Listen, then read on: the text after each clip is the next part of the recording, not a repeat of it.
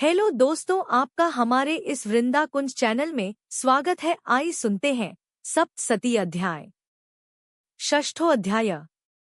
धूम्रलोचन वध।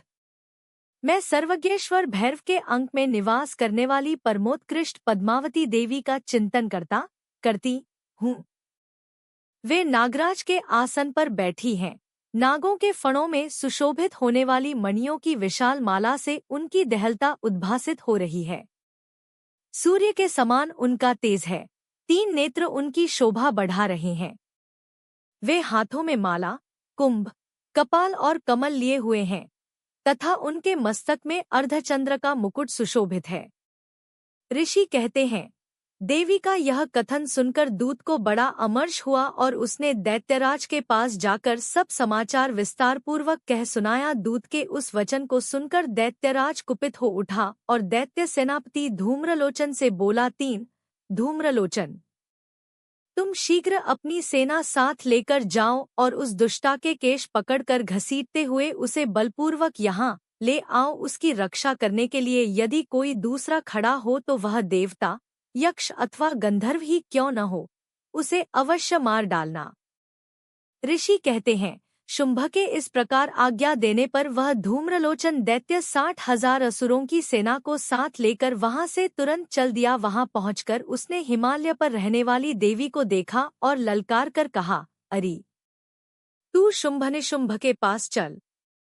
यदि इस समय प्रसन्नतापूर्वक मेरे स्वामी के समीप नहीं चलेगी तो मैं बलपूर्वक झोंटा पकड़कर घसीटते हुए तुझे ले चलूंगा। देवी बोली, तुम्हें दैत्यों के राजा ने भेजा है। तुम स्वयं भी बलवान हो और तुम्हारे साथ विशाल सेना भी है। ऐसी दशा में यदि मुझे बलपूर्वक ले चलोगे तो मैं तुम्हारा क्या कर सकती हूँ। ऋषि कहते हैं, देवी के यो कहने पर असुर धूम्रलोचन उनकी ओर दौड़ा।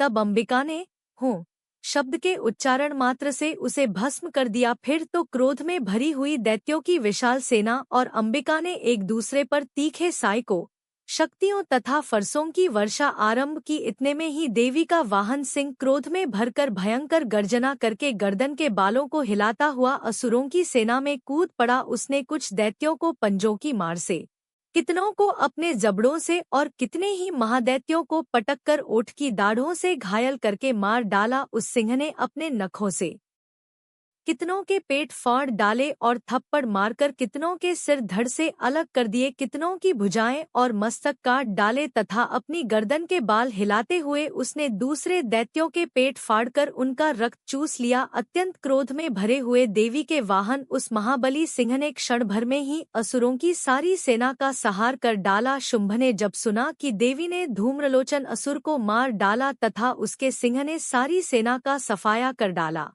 तब उस दैत्यराज को बड़ा क्रोध हुआ। उसका ओठ कांपने लगा। उसने चंड और मुंड नामक 2 महादैत्यों को आज्ञा दी, हे चंड और हे मुंड, तुम लोग बहुत बड़ी सेना लेकर वहां जाओ। उस देवी के झोंटे पकड़कर अथवा उसे बांधकर शीघ्र यहाँ ले आओ।